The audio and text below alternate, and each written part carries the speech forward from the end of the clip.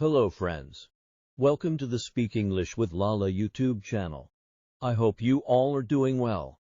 Today, in this video, I'm going to tell you about the best topics to learn English. You can improve your listening skills and enhance your pronunciation skills. Learning English is a big journey and we can improve our English with such beautiful topics. Let's listen to these topics.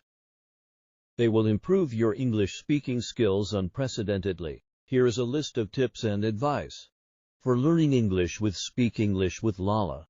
Just listen. First of all, you don't really have to do much more than just listen to the episodes. I realize some time ago that a lot of the students of English that I met at school in London didn't listen to enough authentic English.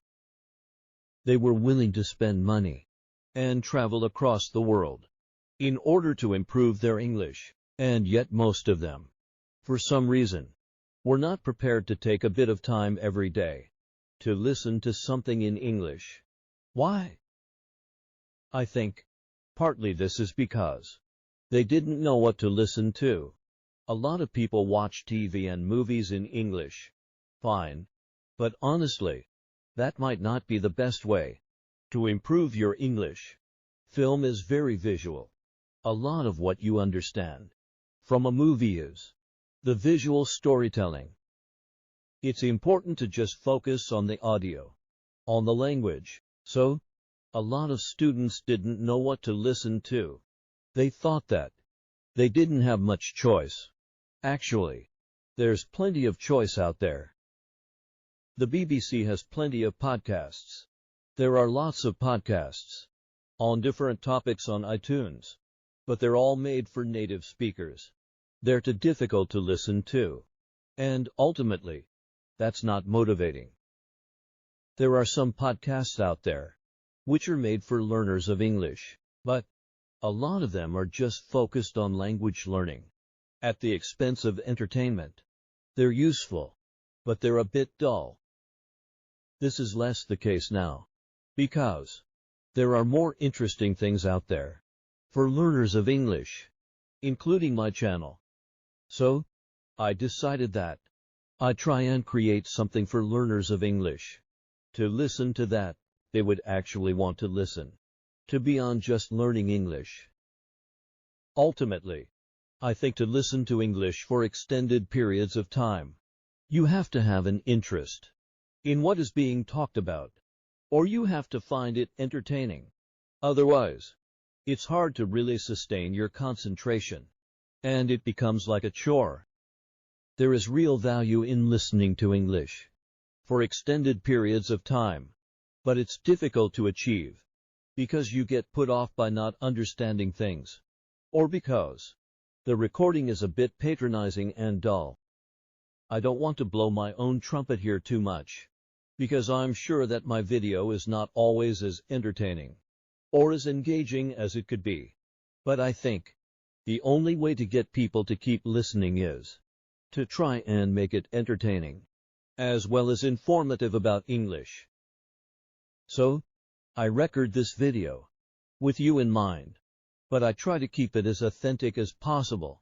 I try to avoid being simplistic. I try not to grade my English too much. I know it might be challenging for you sometimes, but I attempt to hold your attention by talking in an enthusiastic way about subjects which I personally find interesting. Hopefully, the result is that you keep listening and that you feel personally involved in it somehow. Then, by exposing yourself to lots of English in this way, you are able to acquire the language, to pick it up in a variety of ways. Stephen K.R. Ashen and Language Acquisition Theory. Let me now refer to the language acquisition theory of Stephen K.R. Ashen. This theory is very well known among language learning theorists, and it underpins a lot of what we know about learning and teaching English. K.R. Ashen believed that there are two ways to develop our language learning skills. One is through language acquisition, and the other is through language learning. Language acquisition means that it is possible for adults and children to learn language in a subconscious way, meaning in a kind of passive way, by simply engaging with the language. The important thing is that you focus on the message in a bit of language. So, when listening to this video, this means focusing exactly on what I really mean, rather than just on the specific items of language I'm using. The primary focus is to just understand what I mean, hopefully at a fairly deep level, in order to laugh at something I've said or feel moved by it. And then you kind of pick up the language. As a result of that, you might not be immediately aware that you've learned some new language in this way. In fact, this kind of acquisition probably informs your past knowledge of the language. According to K.R. Ashen, another type of language development is language learning. This is when you focus on learning specific forms, like studying grammar rules. For example, it involves having some instruction by a teacher, perhaps in the form of error correction or from a grammar book, which explains the rules of English.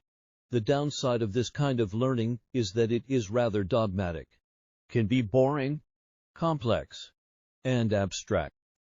It doesn't necessarily replicate the organic way in which we pick up language as children, and doesn't quite allow the subconscious acquisition of language that occurs from just engaging with the language in order to understand a message being communicated. All right. So, how does this apply to the way you can learn English? Well, I think it's pretty important to get both aspects of language learning into your life. This is what I call having a balanced diet. You shouldn't just study the grammar rules in a dogmatic way, although that is undeniably important. You should also attempt to just engage with the language as it is used in natural, authentic, and meaningful situations. How can you do that? Ideally, this would mean going out into the world and doing things in English. In fact, this might be the best way to improve your English. If you get a job that requires you to use English all day, you will improve quickly. It'll be really hard, but you'd be forced to improve. That's like a boot camp for language acquisition, because you're not really studying the language. You're just attempting to survive in it. You're really focusing on the communicative acts you are trying to achieve. You're really focusing on meaningful messages. And you naturally learn the most direct and effective way to understand and communicate meaningful messages. You might not be able to do that in your life. You might not have access to native speakers in that way. So my video can be a substitute. It's not really the same as attempting to work in an English-speaking environment. But the key point is that you can replicate aspects of that experience by just attempting to follow and keep up with what I'm saying. Do that regularly, over a long period of time, and you'll pick up massive amount of English. So, just listen. Try to follow everything I'm saying. Try to enjoy it and engage with it. Listen regularly. Listen for extended period. This will all contribute to your acquisition of English. As described by Stephen K.R. Ashen, that's language acquisition. But you can also do more traditional language learning alongside this. First of all, outside of listening to the videos, you can do your formalized language studying from a book or in class, and use it as a companion to that study. Study the language, and then try to notice aspects of the language that you've studied in videos. For example, if you've studied verb tenses, you can listen to a story I've told on the channel, and try to notice those verb tenses, how I'm using them, how I'm pronouncing them, and so on. It can back up, confirm, or clarify the language study you've been doing. You should always refer to authentic language usage as a way of checking the language that you've studied. Also, You can study the things I say in the videos more directly. The videos can be a study tool. Here are some ways you can do some active language study with the videos. Use transcripts. You could read a transcript and check new words in a dictionary. As you find them, pay attention to the way I use the words, including the grammatical context, collocations between words, and pronunciation. Any new words or structures you find, make a note of them, and practice using them yourself. You could attempt to write your own transcripts. This reveals a great deal about the gap between the English you know and the English that I use in the video. Try transcribing a section of one video. You could make a video that has already been transcribed. Listen carefully to it and try to write down every single word. There may be certain utterances that you just can't identify. Mark them with question marks. Listen again and again. You could just focus on a specific 5-minute section of a video. Keep listening until you've done your best. Now check the proper transcript for that section and compare it to what you wrote. What are the differences? Now you can identify the gap between what you understand and what I say. Try to close that gap. Check the words you didn't know. Identify why you missed the pronunciation of something. Think about how I say these words, phrases and their definitions. Then you can start working on them into your English when you speak. We'll look at ways of developing your speaking in a few minutes. Basically, writing transcripts of a video is a great way to use the video to improve your English. Listen freely and just try to enjoy and understand what I'm saying and let your mind naturally acquire the language. But also, mix this with more formalized language study to get the full 360-degree effect. You don't have to do any of that. But as a compromise, what you can do is just be mindful when you're listening. Your first aim is to focus on the message, but you can also try to notice specific aspects of the language too. Try to identify words, phrases, and grammatical structures. You don't have to formally study them. Just notice them as you hear them. Like, oh, he's saying depend on, so it must be depend on in English, not depend of. Things like that. Just be mindful when listening. I record different types of videos. My main aim is to engage you and keep you interested while presenting English to you in an authentic way. In some videos, I try to draw your attention to the language. More specifically, for example, I teach, explain, and demonstrate vocabulary items, referring to a topic or bring your attention to an aspect of pronunciation. In those episodes, you can just chill out and follow what I'm saying, but you can be more active and make notes of the vocabulary. Try to remember phrases. Listen again, and pause the recording to test your memory. Listen in comfort and enjoy the experience. K.R. Ashen also writes about the effective filter hypothesis.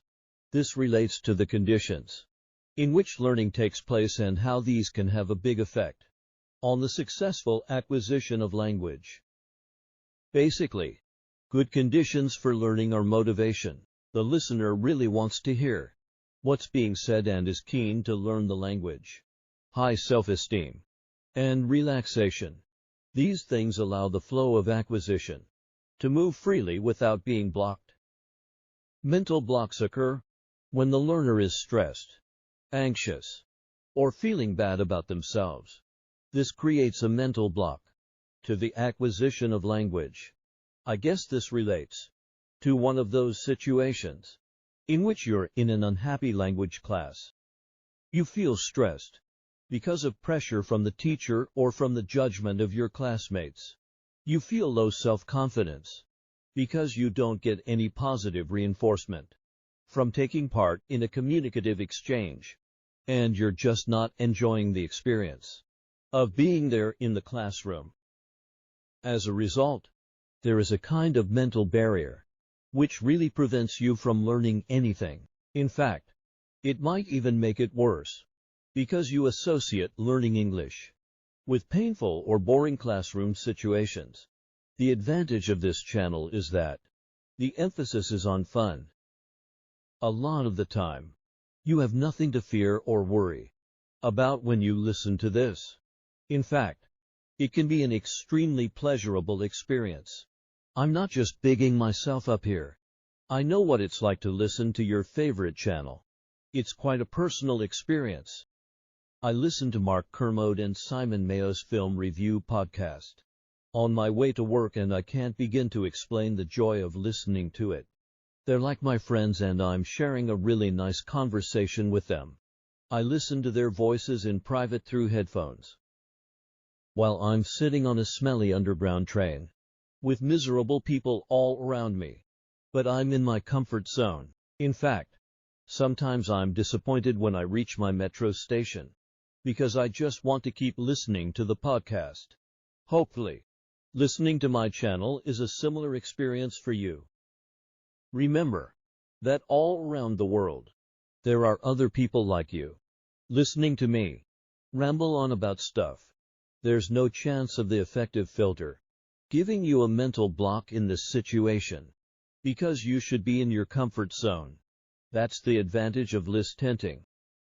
You really can listen whenever and wherever you want, and you are free to get as comfortable as you please. As I've said before, feel free to listen to this in the bath, or as you softly and slowly drift off to sleep at night. Of course, you can also listen at your desk, with a pen in your hand, or while typing in order to make notes or write transcripts. You can also sit up and read transcripts. It's up to you. The main thing is to just enjoy yourself and let the English go into your head. Just imagine that my voice is bouncing around inside your mind, and lots of the words and sounds are sticking in there. You should certainly listen to my videos more than once. In fact, if you're interested in really learning English from this video, I think it's vital to listen several times. Once is not enough. In fact, you might only scratch the surface. If you listen just once, listening again and again will allow you to get really familiar with what's being said. You'll notice and remember things that you didn't catch the first time.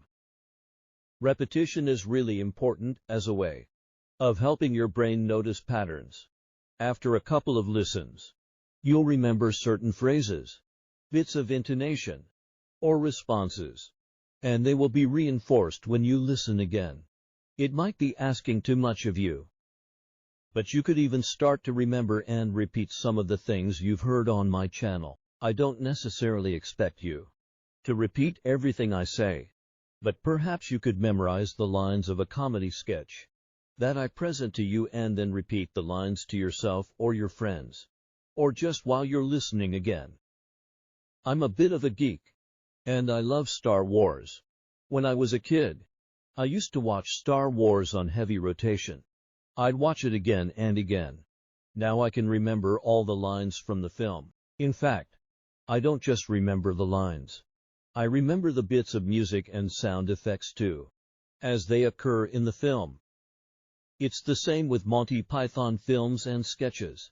I've watched them so many times that I can repeat a lot of the script from memory.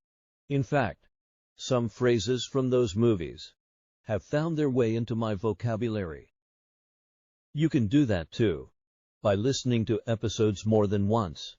Again, you can do the same thing. Realize that there are some terrifically funny things in English, and use that as a way to pick up language. Stay connected for the next part.